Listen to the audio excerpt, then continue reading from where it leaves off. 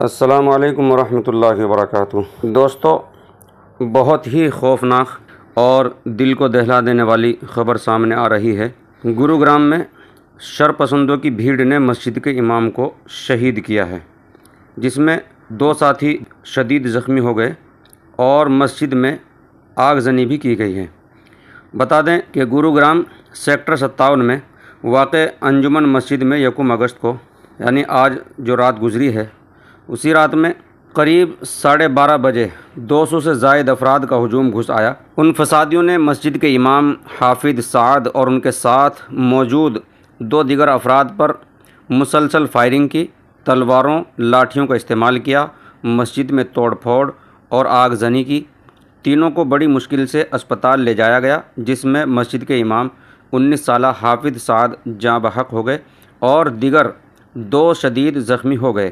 مسجد کے امام حافظ سعد بہار کے سیتامڑھی ضلع کے مانیا ڈھیا گاؤں کے رہنے والے تھے اور انہوں نے 6 ماہ پہلے یہاں امامت شروع کی تھی۔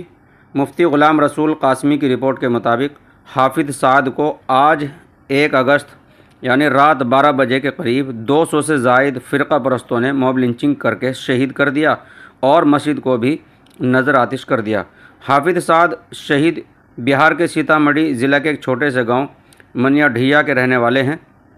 گھریلو حالات درست نہ ہونے اور 3 بہنوں کی زندگی سنوارنے کے لیے کم عمری میں تعلیم ترک کر کے 8 ماہ پہلے انجمن مسجد میں امامت و اذان اور علاقے کے بچوں کو مسجد میں پڑھانے کے لیے بحال ہوئے تھے۔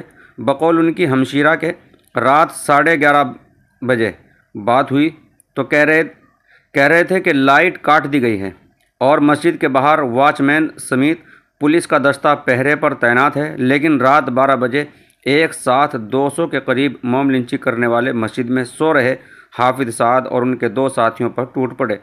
تینوں کو پرتیکشا ہاسپٹل کے ICU میں منتقل کیا گیا، جس میں سے حافظ سعد زندگی کی بازی ہار گئے اور 2 ساتھی سخت ترین زخمی ہیں۔ یہاں پر مسجد کے باہر تعینات پولیس اہلکاروں پر سوال اٹھتا ہے کہ آخر وہ کیا کر رہے تھے اور حافظ سعد اور ان کے ساتھیوں اور مسجد کو نظر آتش ہونے سے کیوں نہ بچا